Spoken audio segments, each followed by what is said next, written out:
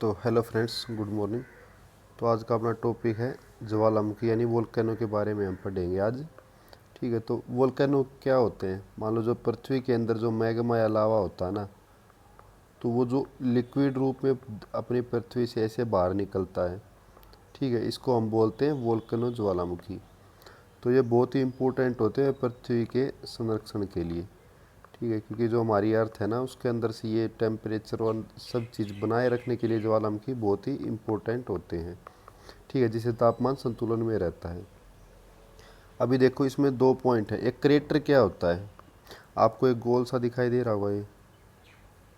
ठीक है, तो एक गोल सा जो है, जिससे होकर ये सारा मैग्मा अलावा धरती से निकलता है, उसको हम बोलते हैं क्रेटर। ये मुख होता है जो ज्वालामुखी का, तो इसको मुख भी बोलते हैं ज्वालामुखी का। ठीक है, अब ये सिंडर क्या होता है? आपको ये देख रहा होगा, ये पत्थर छोटे छोटे या जो गैस या वाष्प होते हैं, ये पहले हवा में उड़ते हैं। ठीक है, उसके बाद ये छोटे छोटे रूप में ना नीचे जम जाते हैं। तो इन सब को हम क्या बोलते हैं? सिंडर।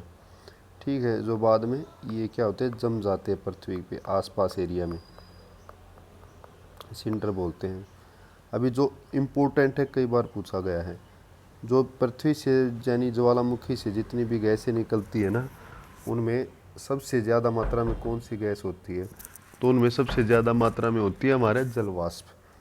ठीक है, तो ये एक प्रकार की गैस है जलवाष्प। ये ऐसा नहीं है कि आप वाटर मोलिक्यूल मान लो। ठीक है, तो सबसे ज़्यादा मात्रा में निकलने वाली गैस कौन सी होती है ज्वालामुखी से? जल वाष्प। अभी देखो, जो ज्वालामुखी होते हैं वो हमारे तीन टाइप के होते हैं। एक तो जो एक्टिव ज्वालामुखी, यानी जिनमें विस्फोट है ना होता ही रहता है लगभग। एक है प्रसुप्त डोरमेंट, यानी उनमें मान लो अभी विस्फोट हुआ है बहुत टाइम पहले और हो सकता है कि आगे इनमें हो जाए। ठीक है, एक है शांत ज्वालामुखी, जिनमें लंबे टाइम से कोई विस्फोट ही नहीं हुआ, ना ही इसमें कोई संभावना है कि विस्फोट होगा। तो इसमें है जीरो संभावना है, यानी जीरो प्रोबेबिलिटी है कि इसमें विस्फोट हो। इसमें कभी कभी होता है उद्गार। ठीक है, और ये तो रहते ही एक्टिव ही रहते हैं हमेशा। अभी देखो, हम पढ़ेंगे सक्रिय ज्वालामुखी। तो सक्रिय ज्वालामुखी कौन सी? इनमें अक्सर उद्गार यानी अक्सर ये फटती रहती है, इनको बोलते हैं सक्रिय ज्वालामुखी। तो जो हमारे पृथ्वी पर लगभग 500 अभी है ना एक्टिव ज्वालामुखी है, लगभग 500 के करीब की ये है सक्रिय ज्वालामुखी है पृथ्वी पर। तो इनके कुछ एग्जाम्पल ले लो। एक तो है इटली का स्ट्रोम्बली व एटना। तो इटली का स्ट्रोम्बली और एटना ज्वालामुखी है। एक कोलिमा ज्वालामुखी है जो मैक्सिको में है। ठीक है, तो इसमें देखो, जो इटली का ये स्ट्रोम्बली है ना, ये बहुत ही फेमस है। कैसे फेमस है? क्योंकि ये भूमध्य सागर में है। ठीक है, मान लो जो इटली है देश, उसके भूमध्य सागर, यहाँ सिसिली द्वीप है एक इटली का, सिसिली आइलैंड, तो उसके करीब है ये। तो इसमें ना हमेशा उद्गार सा होता रहता है, गैसें निकलती रहती है, जिससे जिसका जो आसपास का एरिया है ना, वो है ना इसमें चमकदार बना रहता है। इसी कारण इसको भूमध्य सागर का प्रकाश स्तंभ कहा जाता है। ठीक है, लाइट हाउस ऑफ मेडिटेरियन सी। ठीक है, ऐसे याद रख सकते हो आप। किसको कहा जाता है? स्ट्रोम्बली को कहा जाता है। अभी देखो, जो विश्व के सबसे ज़्यादा सर्वाधिक सक्रिय ज्वालामुखी कौन सा है? वो है किलायू, जो सबसे ज़्यादा एक्टिव है, जिसमें लगभग रहता ही है विस्फोट। ठीक है, वो कौन सा है हमारा? जो किलायू ज्वालामुखी यानी किलायू वोल्केनो है। कहाँ पर मिलेगा? वो हवाई द्वीप मिलेगा, जो यूएसए का एक हवाई द्वीप है, वहाँ पर है किलायू ज्वालामुखी, जो सबसे ज़्यादा विस्फोट करता है। भूमध्य सागर का प्रकाश स्तंभ स्ट्रोम्बली और एटना। तो ये थे जो एक्टिव ज्वालामुखी थे। उसके बाद देखो, प्रसुप्त यानी डोरमेंट ज्वालामुखी, जिनमें अभी तो उद्गार हुआ नहीं है, लेकिन इनमें हो सकता है। ठीक है, तो कभी कभी इनमें उद्गार होता रहता है, ऐसे रेगुलर नहीं होता, कभी कभी कुछ सालों में या ज़्यादा साल लग जाते हैं इनमें। इनमें जैसे कुछ फेमस है, जैसे फ्यूजियामा है, जापान का है। ठीक है, फ्यूजियामा जापान का कैसा है? प्रसुप्त ज्वालामुखी है। विसुवियस है, क्राकाटोवा है, मेन है, ये आप नाम थोड़ा पढ़ सकते हो एक बार। ठीक है, फ्यूजियामा जापान। उसके बाद देखो शांत ज्वालामुखी। ठीक है, तो शांत ज्वालामुखी क्या है कि बहुत सालों हो गए उसमें ज्वालामुखी हुआ ही नहीं है, फिर विस्फोट हुआ ही नहीं, और ना कि आगे इसमें ऐसी संभावना है कि इनमें विस्फोट होगा। तो इसका एक एग्जाम्पल है माउंट किलिमंजारो। तो वैसे जो हमारा अफ्रीका आइलैंड है ना, तो अफ्रीका आइलैंड की सबसे ऊंची चोटी भी है माउंट किलिमंजारो ही है। तो हम ये एक प्रकार का क्या है कि ये शांत ज्वालामुखी है, पर्वत नहीं है वो। तो ये शांत ज्वालामुखी है जो वहाँ की सबसे ऊंची चोटी भी है। ठीक है, तो ये तीनों टाइप के ज्वालामुखी थे, इनके बारे में पढ़ा। अब कुछ इसका जो स्टैटिक पार्ट होता है, देखो अधिकांश भाग तो ज्वालामुखी मोस्टली कहाँ पाए जाते हैं, प्रशांत महासागर के तटीय भाग में पाए जाते हैं। जैसे अभी देखो, इससे देखो, मैप से देखो, ये प्रशांत महासागर है ना अपना, ये सारा पैसिफिक ओशियन है। ठीक है, तो इसकी जो ये देखो ये तट है ना, जो पैसिफिक ओशियन जहाँ लग रहा है, ये पेन चल रहा है, इस एरिया में लगभग सबसे ज़्यादा ज्वालामुखी पाए जाते हैं। ठीक है, तो इसको प्रशांत महासागर का अग्निवलय कहा जाता है, यानी फायर रिंग ऑफ पैसिफिक। ठीक है, इसको क्या, ये रिंग जैसा दिखाई दे रहा है आपको, अंगूठे जैसा, तो इसको बोलते हैं फायर रिंग ऑफ पैसिफिक, यानी प्रशांत महासागर का अग्निवलय, फायर रिंग ऑफ पैसिफिक। ठीक है, ये सारा ये ज्वालामुखी बेल्ट सी है थोड़ी सी, जो प्रशांत महासागर है। ये देश लगते हैं, ये कौन सा अमेरिका है, दक्षिण अमेरिका है, ये नॉर्थ अमेरिका है, ये एशिया है और ये ऑस्ट्रेलिया है। ये चारों देश प्रशांत महासागर के दोनों तरफ हैं।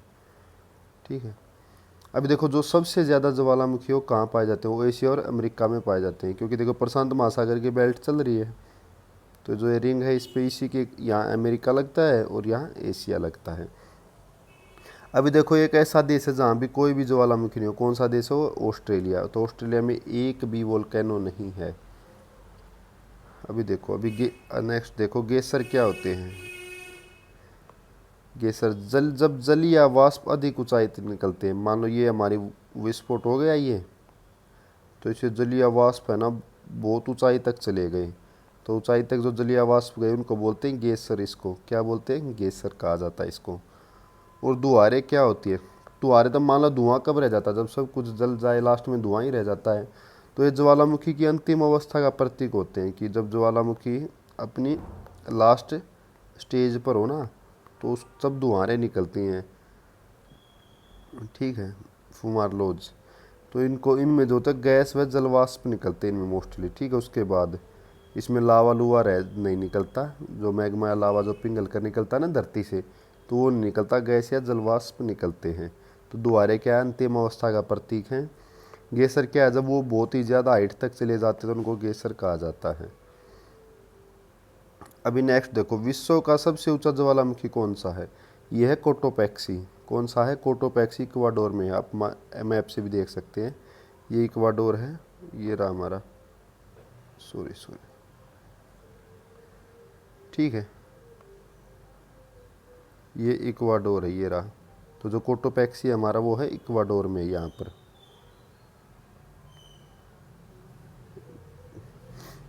ये सबसे 1 सेकेंड है क्या,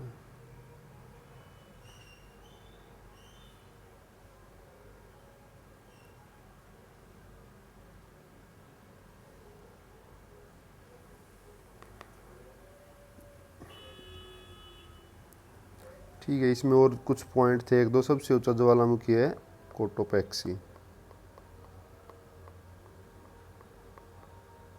वो कहाँ पर हो, इक्वाडोर में है।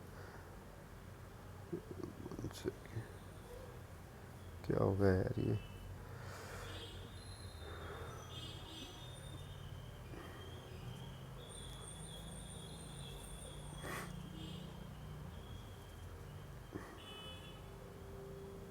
ठीक है, वो इक्वाडोर में। उसके बाद देखो जो सबसे ऊंचाई पर स्थित ज्वालामुखी कौन सा, जो एक्टिव ज्वालामुखी आज तक सबसे ऊंचाई पर है, लेकिन वो है ओजस डेल सलाडो, जो इंडीज पर्वतमाला पर है।